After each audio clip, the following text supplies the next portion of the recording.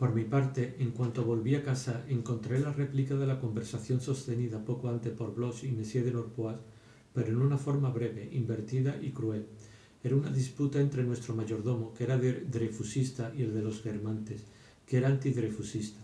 Las verdades y contraverdades que debatían en las alturas los intelectuales de la Liga de la Patria Francesa y la de los derechos del hombre se propagaban, en efecto, hasta las profundidades del pueblo. El señor Reinach manipulaba por medio del sentimiento a gentes que nunca le habían visto, mientras que, para él, el caso Dreyfus se planteaba ante su razón únicamente como un teorema irrefutable y que demostró, en efecto, con el más sorprendente triunfo de la política racional, triunfo contra Francia, dijeron algunos, que nunca se haya visto. En 2 años reemplazó un ministerio Villot por un ministerio Clemenceau. Cambió de arriba abajo la opinión pública, sacó de su prisión a Picard para meterlo, ingrato, en el Ministerio de la Guerra. Quizás este racionalista manipulador de muchedumbres fuese a su vez manipulado por su ascendencia.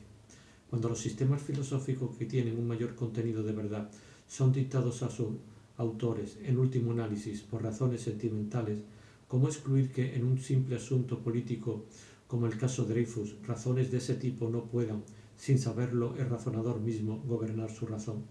Bloch estaba convencido de haber elegido racionalmente su dreyfusismo, y sin embargo sabía que su nariz, su pelo, su piel, le habían sido impuestos por su raza. La razón es sin duda más libre, sin embargo, obedece a ciertas leyes que no se ha dado. El caso del mayordomo de los Guermantes y del nuestro era peculiar. Las olas de las dos corrientes de dreyfusismo y de antidreyfusismo que dividían de arriba abajo a Francia eran bastante silenciosas, pero los raros ecos que emitían eran sinceros.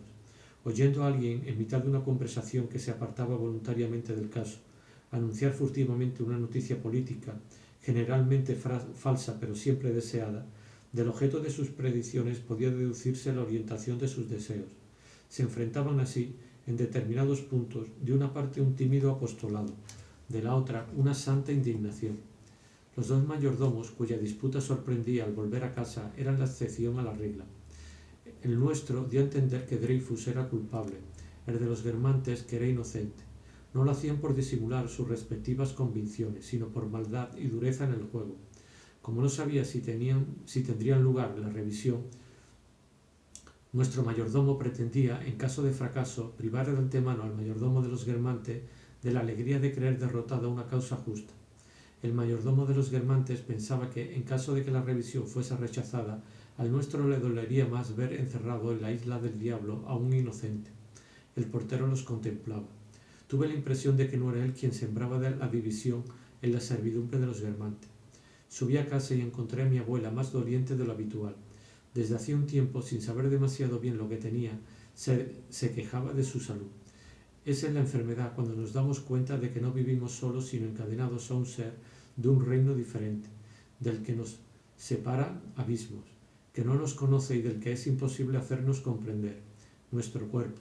A un salteador que encontremos en un camino, quizás consigamos volverlo sensible a su interés personal, si no a nuestra desgracia.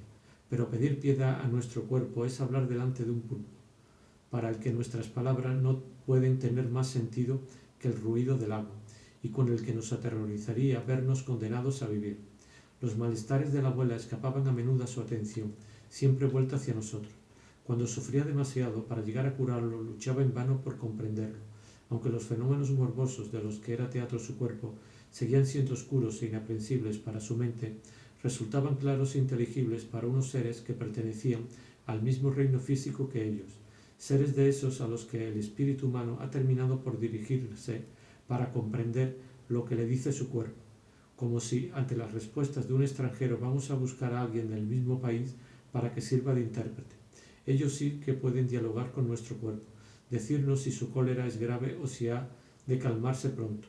Cottard, a quien había llamado a la cabecera de mi abuela y que nos había irritado preguntándonos con una sonrisa astuta, nada más decirle que estaba enferma. ¿Enferma? ¿No se tratará de una enfermedad diplomática? Cottard intentó, para calmar la agitación de su enferma, el régimen lácteo, pero las perpetuas sopas de leche no hicieron efecto porque mi abuela les ponía mucha sal, cuyos inconvenientes se desconocían en esa época. Vidal aún no había hecho sus descubrimientos. Dado que la medicina es un compendio de errores sucesivos contradictorios de los médicos, llamando a los mejores tenemos muchas probabilidades de implorar una verdad que, unos años más tarde, será reconocida falsa, de modo que creer en la medicina sería la suprema locura, si no fuera otra todavía mayor no creer en ella. De esta acumulación de errores se ha desprendido a la larga algunas verdades. Cottard había recomendado que se le tomase la temperatura. Fueron a buscar un termómetro. En casi toda su altura el tubo estaba vacío de mercurio. A duras penas se distinguía, acurrucada en el fondo de su cubeta, la salamandra de plata. Parecía muerta. Pusieron la cánula de vidrio en la boca de la abuela. No hubo necesidad de dejarla mucho tiempo. La pequeña bruja no había tardado mucho en sacar su horóscopo. La encontramos inmóvil, encaramada a media altura de su torre, decidida a no moverse más, mostrándonos con exactitud la cifra que le habíamos pedido y que ninguna reflexión del alma de mi abuela por sí misma habría podido proporcionarle. 38,3. Por primera vez sentimos cierta inquietud. Sacudimos enérgicamente el termómetro para borrar el signo fatídico, como si así pudiésemos rebajar la fiebre al mismo tiempo que la temperatura indicada. Ay, quedó bien claro que la pequeña Sibila, privada de discernimiento, no había dado aquella respuesta de manera arbitraria, porque al día siguiente, nada más vuelto a colocar el termómetro en labios de la abuela, casi de inmediato, como de un brinco, bella de certeza y de intuición de un hecho para nosotros invisible, la pequeña profetisa había ido a detenerse en el mismo punto, con una inmovilidad implacable, y seguía mostrándonos esa cifra, 38,3, de su varilla centelleante. No decía nada más, y era inútil que deseásemos, quisiésemos, rogásemos. Sorda, parecía que esa fuese su última palabra de advertencia y amenaza. Entonces, para tratar de obligarla a modificar su respuesta, nos dirigimos a otra criatura del mismo reino, pero más poderosa, que no se contenta con interrogar al cuerpo, sino que puede ordenarle. Un febrifuego de la misma familia de la aspirina, que aún no se empleaba en aquel tiempo. No habíamos hecho bajar el termómetro más allá de 37,5, con la esperanza de que así no tendría que volver a subir. Hicimos tomar el febrifuego a la abuela y volvimos a ponerle el termómetro, como un guardián implacable al que se muestra la orden de una autoridad superior ante la que nos hemos valido de una recomendación y que, encontrándola en regla, responde: está bien, no tengo nada que decir dado que así están las cosas, pase usted. La vigilante tornera no se movía esta vez, pero taciturna parecía decir: ¿de qué ha de servir? Ya conocéis la quinina, que una vez, 10 veces, 20 veces me ordenará no moverme y después se cansará. La conozco, creedme. Esto no durará siempre, y entonces no habréis adelantado gran cosa. Mi abuela experimentó entonces la presencia dentro de sí misma de una criatura que conocía mejor el cuerpo humano que mi propia abuela, la presencia de una contemporánea de las razas desaparecidas, la presencia del primer ocupante, muy anterior a la creación del hombre que piensa. Sintió aquel aliado milenario que le palpaba, con cierta rudeza incluso, la cabeza, el corazón, el codo, reconociendo los lugares, organizando todo para el combate prehistórico que se produjo inmediatamente después. En un instante, aplastada a Pitón, la fiebre fue vencida por el poderoso elemento químico al que la abuela, atravesando los reinos, pasando por encima de todos los animales y vegetales, había querido dar las gracias. Y estaba emocionada por aquel encuentro que acababa de tener, a través de tantos siglos, con un elemento anterior a la creación misma de las plantas. Por su parte, el termómetro, como una parca momentáneamente vencida por un dios más antiguo, mantenía inmóvil su canilla de plata. Ay, otras criaturas inferiores, adiestradas por el hombre en la caza de esas piezas misteriosas que él no puede perseguir en el fondo de sí mismo, todos los días nos aportaban cruelmente una cifra de albúmina muy elevada, pero lo suficientemente estable para que también ella pareciese relacionada con algún estado persistente que nosotros no percibíamos. Bergot había ofendido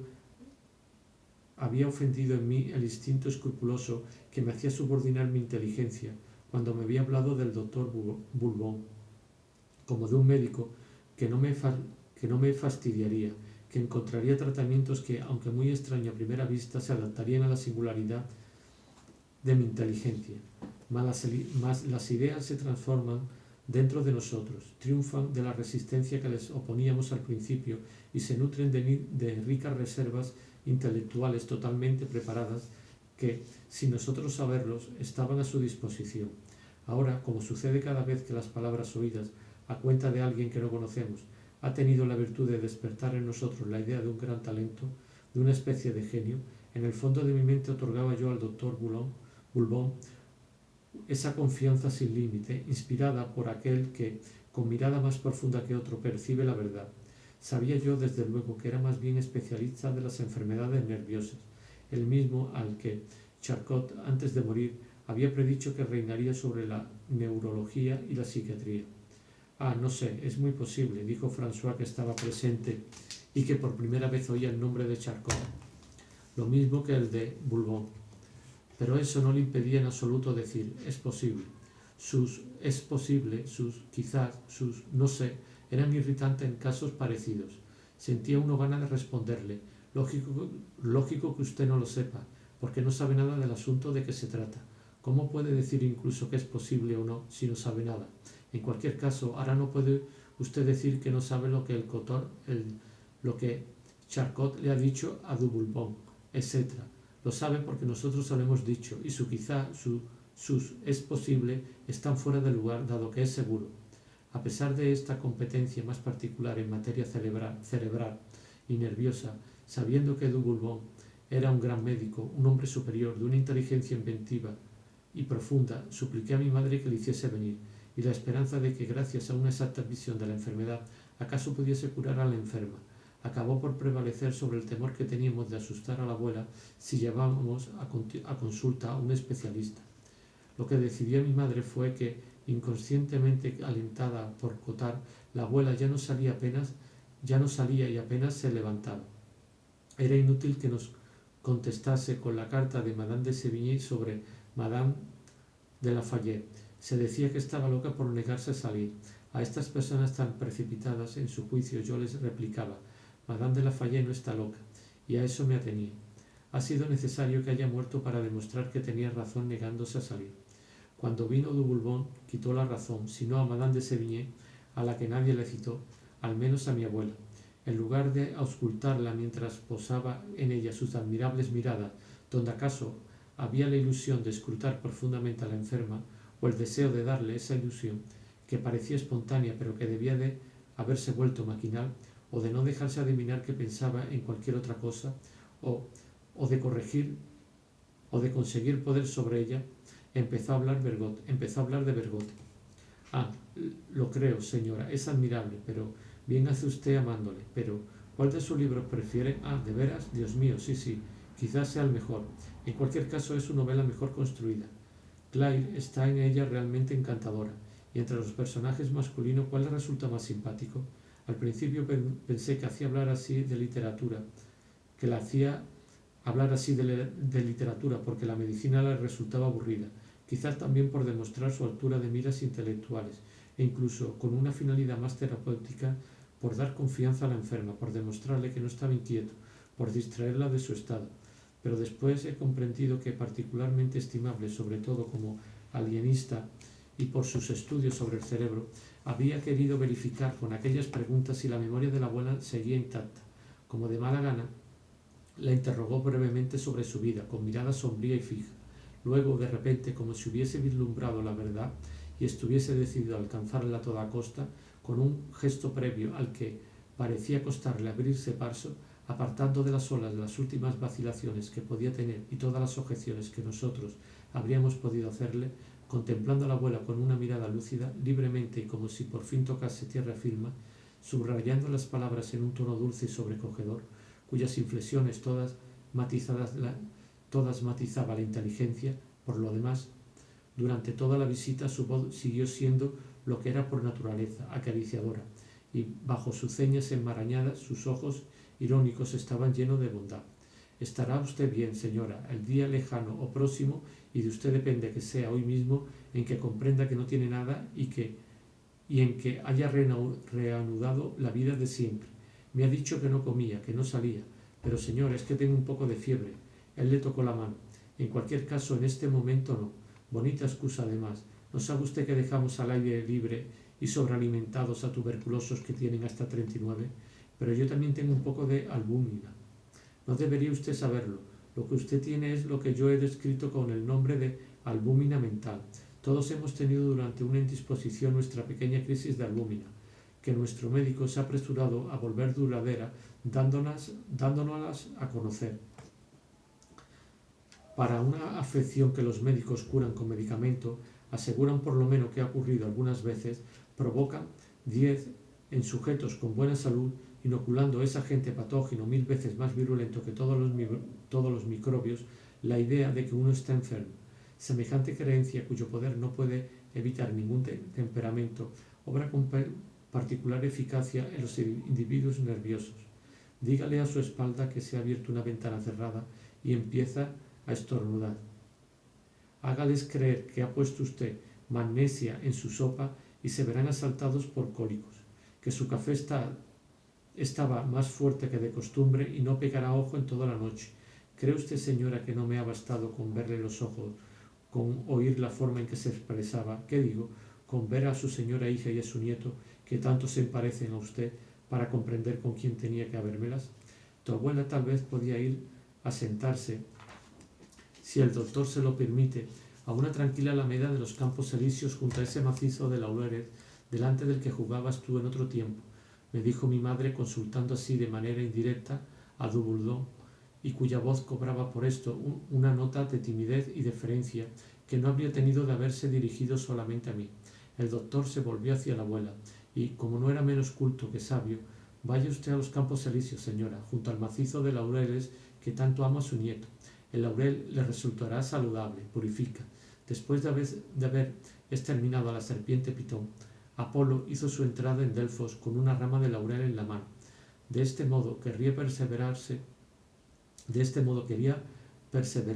los gérmenes mortíferos de la bestia venenosa.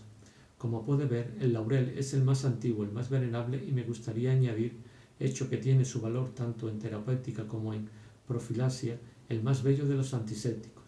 Dado que una gran parte de lo que saben los médicos se lo enseña a los enfermos, fácilmente se inclinan a creer que ese saber de los pacientes es el mismo en todo, y se precian de poder deslumbrar a aquel a cuya cabecera se encuentran con alguna observación aprendida de los enfermos a los que han curado antes. De ahí que fuese con la sonrisa astuta de un parisiense que presume deslumbrar al campesino con el que está hablando al emplear un término de patois, como el doctor Dumoulin dijo a mi abuela, probablemente un tiempo ventoso conseguiría hacerla dormir bastante mejor que los hipnóticos más potentes. Al contrario, señor, el viento me impide absolutamente dormir, pero los médicos son susceptibles. Ah, murmuró Dumoulin, frunciendo el ceño, como si le hubiesen pisado un pie y como si los insomnios de la abuela en las noches de tormenta fueran para él una injuria personal. De todos modos, como no tenía demasiado amor propio y como, en tanto que mente superior, creía deber suyo no prestar demasiada fe a la medicina, no tardó en recobrar su serenidad filosófica. Mi madre, por apasionado deseo de ser tranquilizada por el amigo de Bergot, intervino en apoyo de sus palabras, añadiendo que una prima hermana de mi abuela, presa de una afección nerviosa, había pasado 7 años enclaustrada en su dormitorio de Combraille, sin levantarse más que una vez o dos a la semana. Ya ves, señora, yo no lo sabía y habría podido decírselo. Pero yo no me parezco nada a ella, señor. Al contrario, mi médico no consigue hacerme guardar cama, dijo mi abuela, bien porque estuviese algo molesta con las teorías del doctor o porque desease exponerle las objeciones que se les podía hacer con la esperanza de que él las refutaría y de que cuando se hubiese ido a ella ya no le quedase ninguna duda que oponer a su fausto diagnóstico.